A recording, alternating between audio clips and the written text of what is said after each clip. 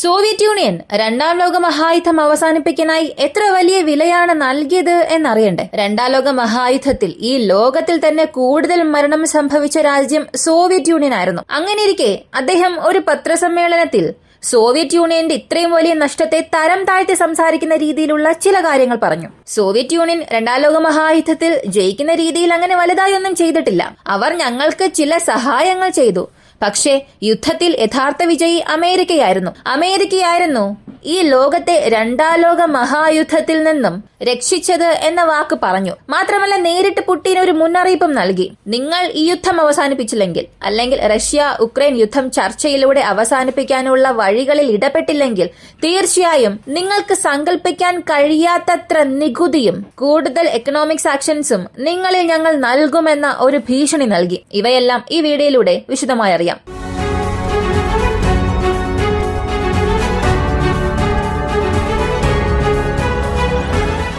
Front ലൈനിൽ ഇപ്പോൾ നടന്നുകൊണ്ടിരിക്കുന്ന അപ്ഡേറ്റ്സ്, കൂടാതെ റഷ്യ ഉക്രൈൻ സംബന്ധിക്കുന്ന ഇന്നലെ വന്ന വാർത്തകൾ ആദ്യം അറിയാം. പിന്നീട് സോവിയറ്റ് യൂണിയൻ പ്രശ്നത്തിലേക്ക് പോകാം. സെലൻസ്കിയെ സംബന്ധിച്ചിടത്തോളം ഇദ്ദേഹം എന്താണ് മനസ്സിൽ ചിന്തിക്കുന്നത്, അല്ലെങ്കിൽ ഇദ്ദേഹം ഏത് മാനസികാവസ്ഥയിലാണ് ഉള്ളത് എന്നുപോലും മനസ്സിലാകുന്നില്ല. 2 ദിവസം മുൻപ് അദ്ദേഹം പറഞ്ഞത് തീർച്ചയായും നാറ്റോയ്ക്കുള്ളിൽ ഞങ്ങൾ ചേരും. ട്രംപ് എന്ത് തീരുമാനമെടുത്താലും അതിനെ ആശ്രയിച്ചായിരിക്കും ഉക്രൈന്റെ നാറ്റോ റിക്വസ്റ്റ് ഉണ്ടാവുക. എന്നാൽ ഇന്നലെ വീണ്ടും പറഞ്ഞത് എന്തുകൊണ്ടാണ് നാറ്റോ ഉക്രൈനെ സംരക്ഷിക്കണം എന്നതിനെക്കുറിച്ച് മാത്രം സംസാരിക്കുന്നത്? ഇതിനകം റഷ്യ ഉക്രൈന്റെ ചില പ്രദേശങ്ങളെ പിടിച്ചുവെച്ചിട്ടുണ്ട്. എന്തുകൊണ്ട് നാറ്റോ റഷ്യൻ പ്രദേശങ്ങളെ പിടിച്ചെടുക്കാൻ പാടില്ല? എന്നാണോ റഷ്യൻ അതിർത്തി കടന്ന് നാറ്റോ സൈന്യം അകത്തേക്ക് പോകുന്നത്? എന്നാണോ നാറ്റോ ബലറസിനെയും കടന്ന് കിഴക്കൻ പ്രദേശത്തെ നോക്കി വികസിക്കുന്നത്? അന്നായിരിക്കും നാറ്റോയ്ക്ക് യഥാർത്ഥ വിജയം ലഭിക്കുക.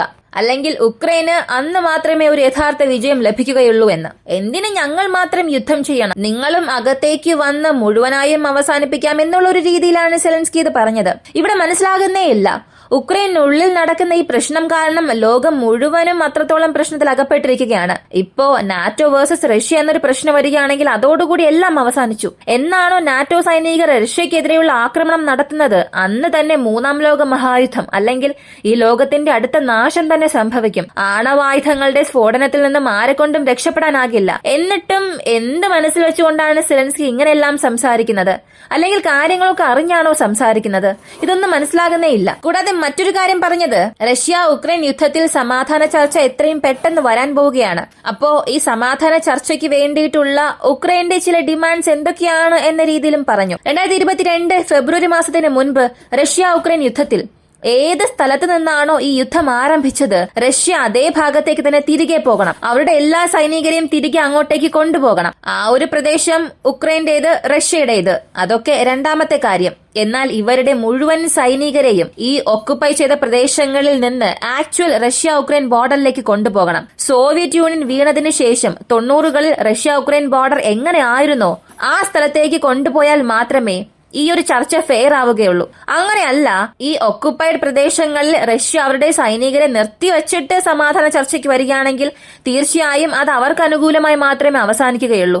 ഉക്രൈൻ ഒരിക്കലും അത് നല്ല കാര്യമായിരിക്കില്ല. ഇങ്ങനെയായിരുന്നു സെലൻസ്കിയുടെ ഒരു അഭിപ്രായം. ഇവർ പറയുന്നത് എന്തായാലും റഷ്യ കേൾക്കില്ല. എന്നാൽ പറയുന്നതിനും ഒരു പരിധി വേണമല്ലോ. 3 വർഷമായി അവർ പതിയെ ഉക്രൈന്റെ ഡിഫൻസീവ് ലൈൻസ് എല്ലാം തകർത്ത് 50ലധികം സഖ്യമുള്ള ഒരു രാജ്യത്തെ പതിയെ ഡ്രെയിൻ ചെയ്ത് അകത്തേക്ക് വന്നു.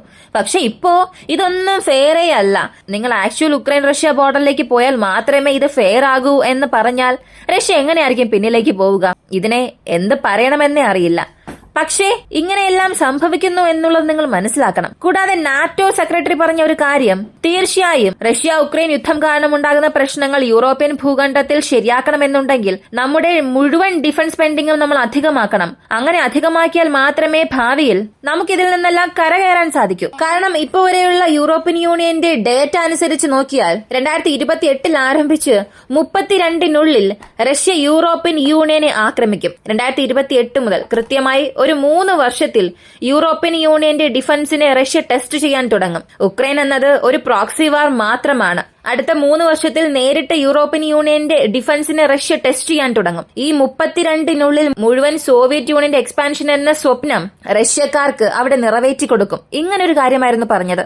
ഇപ്പോ ഇദ്ദേഹം നൽകിയ ഈ ഒരു സ്റ്റേറ്റ്മെന്റിലൂടെ ഈ റഷ്യ ഉക്രൈൻ യുദ്ധത്തിൽ എത്രത്തോളം യൂറോപ്യൻ യൂണിയൻ ഡിഫൻസ് സ്പെൻഡിംഗിൽ പിന്നിലേക്ക് പോയി എന്നുള്ളതാണ് കാണിക്കുന്നത്. അമേരിക്ക എന്ന രാജ്യത്തെ ആശ്രയിച്ചിരിക്കുന്നതുകൊണ്ട് എത്രത്തോളം സുരക്ഷാ പ്രശ്നങ്ങളാണ് യൂറോപ്യൻ യൂണിയൻ അഭിമുഖീകരിക്കുന്നത് എന്നുള്ളതും കാണിക്കുന്നു. സത്യത്തിൽ അമേരിക്ക ഇല്ലെങ്കിൽ ഒന്നും തന്നെ ഇല്ല. നാറ്റോ മാത്രമല്ല, ഇപ്പോ ലോകത്തിലുള്ള മിലിറ്ററി പവേഴ്സ് എടുക്കുകയാണെങ്കിൽ ആദ്യത്തെ 3 സ്ഥലങ്ങളിൽ മാറി മാറിയുള്ളത് അമേരിക്കയും റഷ്യയും ചൈനയുമാണ്. ഇതിൽ അമേരിക്ക ഒഴികെ മുഴുവൻ നാറ്റോ എടുത്തു നോക്കിയാൽ തീർച്ചയായും റഷ്യയും ചൈനയും അവർക്കൊന്നും ചെയ്യാൻ സാധിക്കില്ല. നമ്മുടെ രാജ്യത്തെക്കാട്ടിലും വലിയ പ്രശ്നങ്ങളാണ് യൂറോപ്യൻ യൂണിയനിലുള്ളത്. കാണുമ്പോൾ പക്ഷെ അങ്ങനെയൊന്നും തോന്നില്ല. യൂറോപ്യൻ യൂണിയനിൽ അത്രത്തോളം വലിയ ഫണ്ടിംഗ് ഉണ്ട്, അവർക്ക് കൂടുതൽ ഹൈടെക് വെപ്പൺസ് അവിടെ സൈന്യത്തിൽ ഉണ്ട്, ഇങ്ങനെയൊക്കെ തോന്നാം. പക്ഷേ അവരുടെ പക്കലുള്ള 90% ആയുധ സംവിധാനം അമേരിക്കയിൽ നിന്നും വാങ്ങിയവർ സൂക്ഷിച്ചതാണ്. കൂടാതെ അമേരിക്കയുടെ പക്കൽ നിന്നും വാടകയ്ക്ക് എടുത്തിരിക്കുന്നതുമാണ്. അവരുടെ സ്വന്തം വെപ്പൺ സിസ്റ്റം ടെക്നോളജി വൈസ് ചില സ്ഥലങ്ങളിൽ സുപ്പീരിയർ ആണെങ്കിലും അവരെക്കാൾ നമ്മുടെ വെപ്പൺസ് പല കാറ്റഗറിയിലും വളരെ ഇംപ്രൂവ്ഡ് ആണ്. ഇപ്പോൾ ഈ പ്രശ്നങ്ങളെല്ലാം ഒരു വശത്തൂടെ പോകുമ്പോൾ ഈ റഷ്യ ഉക്രൈൻ യുദ്ധത്തെ 2ാം ലോക മഹായുദ്ധവുമായി കണക്ട് ചെയ്ത് സംസാരിക്കാൻ തുടങ്ങിയിരിക്കുകയാണ് ട്രംപ്. അദ്ദേഹം പറഞ്ഞത് തീർച്ചയായും റഷ്യ ഉക്രൈൻ യുദ്ധം അവസാനിക്കും. സമാധാന ചർച്ച എത്രയും പെട്ടെന്ന് കൊണ്ടുവരണം. പുടിൻ അദ്ദേഹത്തിന്റെ ഉക്രൈൻ യുദ്ധം അവസാനിപ്പിക്കണം. ട്രംപ് ഇക്കാര്യങ്ങളെല്ലാം വളരെ തറപ്പിച്ചു തന്നെ പറഞ്ഞിട്ടുണ്ട്. ട്രംപിന്റെ സ്റ്റൈലിൽ ഇക്കാര്യങ്ങൾ പറഞ്ഞത് വലിയ കാര്യമല്ല. പക്ഷേ അദ്ദേഹം 2 കാര്യങ്ങൾ കൂട്ടിച്ചേർത്തു. ഏകദേശം അതൊരു ഭീഷണി സ്വരത്തിലായിരുന്നു. നിങ്ങൾ ഈ യുദ്ധം അവസാനിപ്പിച്ചില്ലെങ്കിൽ നിങ്ങളിൽ എത്രത്തോളം ടാക്സസ് ഇൻക്രീസ് ചെയ്യാൻ സാധിക്കുമോ അതെല്ലാം ചെയ്യും. റഷ്യയുടെ പക്കൽ നിന്നും ആരെല്ലാമാണോ സാധനങ്ങൾ വാങ്ങുന്നത്, റഷ്യയിൽ നിന്നും അമേരിക്കയിലേക്ക് എന്തെല്ലാം വസ്തുക്കളാണോ വരുന്നത്, അതിന് ഞങ്ങളെ കൊണ്ട് കൂടുതൽ ടാക്സ് അടപ്പിക്കാൻ സാധിക്കുമെന്ന് ഒരു ഭീഷണി സ്വരത്തിൽ പറഞ്ഞു. കൂടാതെ വീണ്ടും എക്കണോമിക് സാങ്ഷൻസ് നൽകാൻ സാധിക്കും. അതായത് ഇതുവരെയും അമേരിക്ക നൽകിയ ഉപരോധമൊന്നും ഒന്നുമേ അല്ല, ഇതിനപ്പുറം ഞങ്ങളെ കൊണ്ട് നൽകാൻ കഴിയുമെന്ന് വീണ്ടും പറഞ്ഞു. ഇതൊക്കെ ഒരു പക്ഷേ എന്തെങ്കിലും ഒരു ചർച്ചയിലൂടെയൊക്കെ അവസാനിപ്പിച്ചേക്കാം. കാരണം റഷ്യയുടെ എനർജി സോഴ്സസ് ഇല്ലാതെ യൂറോപ്യൻ യൂണിയനെ കൊണ്ട് ഒന്നും ചെയ്യാൻ സാധിക്കില്ല. സർവൈവ് ചെയ്യാൻ സാധിക്കും, പക്ഷെ അതിനവർ നൽകുന്ന വില എന്നത് വളരെ വളരെ അധികമായിരിക്കും. പക്ഷെ ഇതൊന്നുമല്ല നമ്മെ ചിന്തിപ്പിക്കുന്ന കാര്യം. സോവിയറ്റ് യൂണിയൻ 2ാം ലോക മഹായുദ്ധത്തിൽ നമുക്കൊരു വലിയ സഹായം ചെയ്തു. കാരണം 10 ലക്ഷം സൈനികർ വരെയും നേരിട്ടും അല്ലാതെയും ആ യുദ്ധത്തിൽ മരിച്ചു. അപ്പോ അങ്ങനെ സഹായിച്ച, നമ്മളെ ജയിപ്പിച്ച ആ സൗഹൃദത്തെ നമ്മൾ മറക്കാൻ പാടില്ല. പുടിനും എനിക്കുമിടയിൽ നല്ലൊരു റിലേഷൻഷിപ്പ് ഉണ്ട്. റഷ്യൻ ജനങ്ങളെ എനിക്കിഷ്ടമാണ്. അതുകൊണ്ട് ഈ യുദ്ധം അവസാനിപ്പിക്കാൻ ഇങ്ങനൊരു തീരുമാനമെടുക്കേണ്ട സാഹചര്യത്തിലാണെന്നും പറഞ്ഞു. പക്ഷെ ഇതിന്റെ കൂടെ ചേർത്ത് അദ്ദേഹം പറഞ്ഞ മറ്റൊരു കാര്യം, നമ്മെ ജയിപ്പിക്കാനായി അവർ ഇത്രയും കഷ്ടപ്പെട്ടു എന്ന് പറഞ്ഞതാണ് ഒരിക്കലും അംഗീകരിക്കാൻ സാധിക്കാത്തത്. അത് എന്നെ കൊണ്ടെന്നല്ല, ചരിത്രം പഠിച്ച ആരെ കൊണ്ടും അംഗീകരിക്കാനും സാധിക്കില്ല. 2ാം ലോക മഹായുദ്ധത്തിൽ ഹിറ്റ്ലറുടെ നാസി സൈന്യം കാരണം യഹൂദന്മാരുടെ ഒരു കൂട്ടക്കൊല തന്നെ സംഭവിച്ചു. ഇതിൽ മരിച്ച യഹൂദരുടെ കണക്ക് മാത്രം എടുത്തു നോക്കിയാൽ 60 ലക്ഷത്തോളം വരും. ക്രൂരമായ രീതിയിൽ ടോർച്ചർ ചെയ്ത് പല രീതിയിലായിരുന്നു കൊന്നത്. ഈ യുദ്ധം നടന്നത് യൂറോപ്യൻ ഭൂഖണ്ഡത്തിലും ഏഷ്യൻ ഭൂഖണ്ഡത്തിലുമാണ്.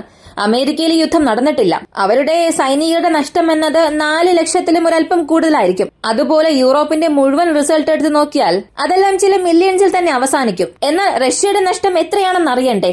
അന്ന് സോവിയറ്റ് യൂണിയൻ 2ാം ലോക മഹായുദ്ധത്തിൽ യൂറോപ്പിനെ ഡിഫൻഡ് ചെയ്യാനും നാസിയെ തോൽപ്പിക്കാൻ വേണ്ടിയും ബലി നൽകിയത് 27 മില്യൺ ജനങ്ങളുടെ ജീവനായിരുന്നു. അതിൽ 90 ലക്ഷത്തോളം സൈനികരെ അവർ നേരിട്ട് തന്നെ നഷ്ടപ്പെടുത്തി. 12 മില്യണിലധികം വ്യക്തികൾ, 1,20,000 പൊതുജനങ്ങളെ നഷ്ടപ്പെടുത്തി. പിന്നീട് പരിക്ക് കാരണം മരിച്ചവർ, ആശുപത്രിയിൽ മരിച്ചവർ, ഇങ്ങനെ ഒരു 2.25 കോടിയോളമുണ്ട്. അതും ഇന്നത്തെ കാലത്തല്ല, 1945 ഏകദേശം ഒരു നൂറ്റാണ്ടിന് മുൻപ് തന്നെ അത്രത്തോളം ഒരു വലിയ നഷ്ടമായിരുന്നു സോവിയറ്റ് യൂണിയൻ നൽകിയാണ് ജർമ്മനി തോൽപ്പിച്ചത്. അവിടെ അമേരിക്ക എന്തോ ചെയ്തതുപോലെ, അല്ലെങ്കിൽ അമേരിക്കയാണ് യുദ്ധം അവസാനിപ്പിച്ചതെന്നൊക്കെ അവർക്ക് നെഞ്ചു നിവർത്തി പറയാൻ സാധിക്കും. പക്ഷേ നാസിയെ വീഴ്ത്തിയതും ജർമ്മനിയുടെ ആധിപത്യത്തെ അവസാനത്തിൽ കൊണ്ടുവന്നതും എന്നെ സംബന്ധിച്ച് മുഴുവനായും സോവിയറ്റ് യൂണിയൻ ആയിരുന്നു. അത് ഒരിക്കലും നിഷേധിക്കാനാകില്ല. അത്രത്തോളം ഒരു വലിയ വില അവർ നൽകി. ഇവിടെ അമേരിക്ക 2ാം ലോക മഹായുദ്ധത്തെ അവസാനിപ്പിക്കാനായി ആണവായുധം വീശി, ഇതൊക്കെ നമുക്ക് സമ്മതിക്കാം. പക്ഷേ അവിടെ ഈ ഒരു ആണവായുധത്തിന്റെ ആവശ്യമേ ഇല്ലായിരുന്നു. അമേരിക്ക അവരുടെ പവർ കാണിക്കാൻ വേണ്ടി അടുത്ത ഒരു 200-300 വർഷത്തേക്ക് അല്ലെങ്കിൽ അമേരിക്ക എന്ന രാജ്യം മാത്രമാണ് ഈ ലോകത്തിൽ ടോപ്പായിരിക്കണം എന്നതിന് വേണ്ടി മാത്രമാണ് അവിടെ ആണവായുധം പ്രയോഗിച്ചത്. അപ്പോ ഇത്രയും കോടി ജനങ്ങളെ ബലി കൊടുത്ത് സോവിയറ്റ് യൂണിയൻ നിങ്ങളെ സഹായിച്ചതുപോലെ നിങ്ങൾക്ക് തോന്നുന്നു. പക്ഷെ യുദ്ധത്തെ അവസാനിപ്പിക്കാൻ അത്രയും ആളുകളെ കൊന്ന നിങ്ങൾ ഈ യുദ്ധത്തിൽ ജയിച്ചതായും സംസാരിക്കുന്നു. ഇതാണ് മനസ്സിലാകാത്തത്. കണക്ക് കൃത്യമായി മനസ്സിലാകണമെന്നുണ്ടെങ്കിൽ ഒരു ഉദാഹരണം. 1945 കേരളത്തിലെ മുഴുവൻ ജനസംഖ്യയും ഒറ്റ ദിവസത്തിൽ കാണാതായാൽ എങ്ങനെ ഉണ്ടാകും? അങ്ങനെ ഒരു നഷ്ടമായിരുന്നു സോവിയറ്റ് യൂണിയൻ ഉണ്ടായത്. അങ്ങനെയുള്ള സംഭവത്തെ തന്നെ ട്രംപ് ഇത്രത്തോളം തരം താഴ്ത്തി സംസാരിക്കുന്നു. ഇത് അംഗീകരിക്കാനേ കഴിയാത്ത ഒരു കാര്യമാണ്. ഇതില് ക്രെംലിൻ അവരുടെ പ്രതികരണങ്ങൾ നൽകാൻ തുടങ്ങിയിട്ടുണ്ട്. ഇതിനു മുൻപ് തന്നെ 2019-20 ആ ഒരു സമയത്ത് പുടിൻ നേരിട്ടൊരു കാര്യം പറഞ്ഞിരുന്നു. രണ്ടാം ലോക മഹായുദ്ധത്തിൽ സോവിയറ്റ് യൂണിയൻ ഉണ്ടായിരുന്ന ഒരു പങ്കിനെ നിങ്ങളെ കൊണ്ട് നിഷേധിക്കാനോ മറച്ചുവെക്കാനോ സാധിക്കില്ല. അമേരിക്ക, ഫ്രാൻസ്, ബ്രിട്ടൻ ഇവരൊന്നും ബെർലിനെ ചെന്ന് ആക്രമിച്ചിട്ടില്ല. അവരുടെ നാസി സൈന്യത്തെ വിരട്ടി ഓടിച്ചിട്ടില്ല. അതെല്ലാം ചെയ്തത് റെഡ് ആർമിയാണെന്ന് പുടിൻ തന്നെ നേരിട്ടൊരു കാര്യം പറഞ്ഞിരുന്നു. അതുകൊണ്ട് വീണ്ടും പറയാൻ ആഗ്രഹിക്കുന്നു, ഇവിടെ നാസി സൈന്യത്തെ വീഴ്ത്തിയത് സോവിയറ്റ് യൂണിയന്റെ റെഡ് ആർമി ആയിരുന്നു. അതിൽ മറ്റ് രാജ്യങ്ങളുടെ പങ്കുണ്ടായിരുന്നു. പക്ഷെ അവിടെ പ്രധാനപ്പെട്ട നഷ്ടം നൽകിയത്, കൂടുതൽ വില നൽകിയത് സോവിയറ്റ് യൂണിയൻ ആയിരുന്നു. അത് ആരെ കൊണ്ടും നിഷേധിക്കാനാകില്ല. ലോകത്തിലെ നേതാക്കന്മാർ ആര് മാറിയാലും, ഇനി എത്ര തന്നെ പ്രശ്നങ്ങൾ ഈ ലോകത്തിൽ ഉണ്ടായാലും, അതിലൊക്കെ വലിയ വലിയ നഷ്ടമായിരുന്നു അന്ന് സോവിയറ്റ് യൂണിയൻ ഉണ്ടായത്. ഇതിലും യഹൂദർ മരിച്ചു. അപ്പോ ഇതിൽ സോവിയറ്റ് റഷ്യയുടെ ത്യാഗം അല്ലെങ്കിൽ അവർ നൽകിയ ഈ വിലയെല്ലാം മാറ്റിവെച്ചിട്ട് ആ യുദ്ധത്തിൽ അമേരിക്ക ജയിച്ചു എന്ന ഒരു ക്ലെയിം നടത്തുന്നത് അംഗീകരിക്കാനേ കഴിയാത്ത ഒരു കാര്യമാണ്. ഇതൊക്കെ നിങ്ങൾക്ക് മനസ്സിലാകും എന്ന് ചിന്തിക്കുന്നു. ഈ ഒരു വീഡിയോയെ കുറിച്ചുള്ള നിങ്ങളുടെ അഭിപ്രായം എന്താണെന്നുള്ളത് കമന്റിൽ പറയുക. ഇങ്ങനെയുള്ള വീഡിയോസ് കാണാൻ താല്പര്യമുള്ളവരാണ് നിങ്ങളെങ്കിൽ ഇപ്പോൾ തന്നെ നമ്മുടെ ചാനൽ സബ്സ്ക്രൈബ് ചെയ്യുക. മറ്റൊരു വീഡിയോയുമായി വീണ്ടും കാണാം.